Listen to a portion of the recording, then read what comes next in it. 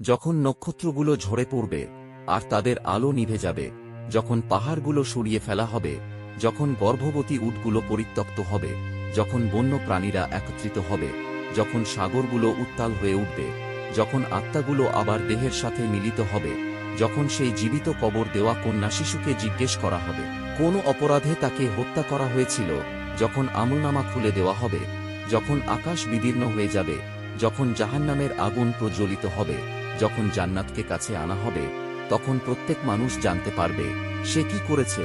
আমি সাক্ষী দিচ্ছি সেই গ্রহগুলোর, যেগুলো চলে এবং অদৃশ্য হয়, শপথ রাতের, যখন তা গভীর অন্ধকারে ঢেকে যায়, শপথ সকালের, যখন তা আলো ছড়িয়ে দেয়। নিশ্চয়ই এই কুরআন এক সম্মানিত ও শক্তিশালী বার্তাবাহকের বাণী, জিবরাইল আলাইহিস সালাম, যিনি আল্লাহর পক্ষ থেকে নবীর কাছে প্রেরিত। সূরা তাকবীর 1-19 আয়াত। ভিডিও শুরু করার আগে অনুগ্রহ করে আমাদের চ্যানেলটি সাবস্ক্রাইব করুন এবং ভিডিওটি লাইক দিন, যাতে আমরা আরও মানুষের কাছে পৌঁছাতে পারি। পৃথিবী তখন পৌঁছে গিয়েছিল এক গোপন ও অজানা দিনে। সেদিন ছিল শুক্রবার।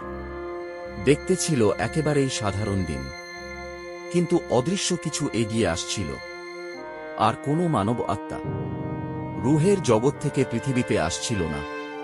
পৃথিবীর অস্তিত্বের উদ্দেশ্য শেষ হতে চলেছিল। আল্লাহর প্রতিশ্রুতি পূর্ণ হতে যাচ্ছিল।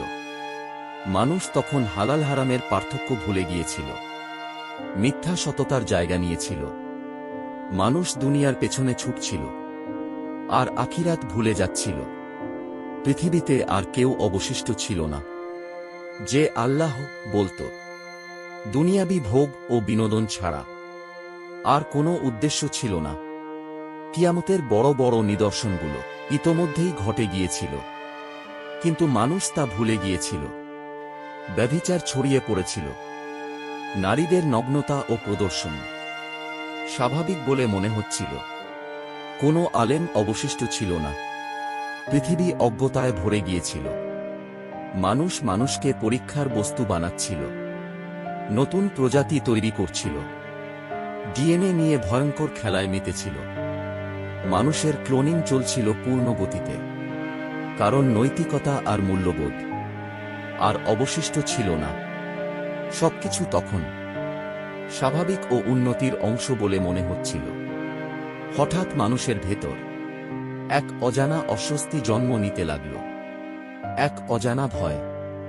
ঠিক তখনই ফেরেশতা ইসরাফিল আলাইহিস সালাম পেতে যাচ্ছিলেন সেই আদেশ, যার জন্য তিনি হাজার হাজার বছর অপেক্ষা করেছিলেন। হাদিস অনুযায়ী তিনি এই দিনের অপেক্ষায় ছিলেন সিংহা ফু দেওয়ার জন্য, এক বিশাল আলোর সিংহা যা তাঁর মুখে ধরা ছিল। অবশেষে আদেশ এল। ইসরাফিল আলাইহিস সালাম সিংহায় ফু দিলেন। সমস্ত শক্তি দিয়ে এক ভয়ঙ্কর শব্দ সারা পৃথিবী কেঁপে উঠল, এত শক্তিশালী যে কান বধির করে দেওয়ার মতো। আকাশ ভেঙে পড়তে লাগল। পাহাড়গুলো কাঁপতে শুরু করল। শিলা ও পাথর গড়িয়ে পড়ল শহর ও মানুষের উপর। সমুদ্র উত্তাল হয়ে উঠল। ভূমিকম্প থেকে সৃষ্টি হল সুনামি। পাহাড় ঢেউ আছড়ে পড়ল। উপকূলীয় শহরগুলো ডুবে গেল। মানুষ দিশেহারা হয়ে ছিটকে পড়ছিল। কোথাও পালানোর জায়গা ছিল না। সেদিন কোনো প্রযুক্তি, কোনো শক্তি, কোনো অস্ত্র, কোনো অর্থনীতি, কোনো গোপন শক্তি আল্লাহর আদেশ ঠেকাতে পারেনি।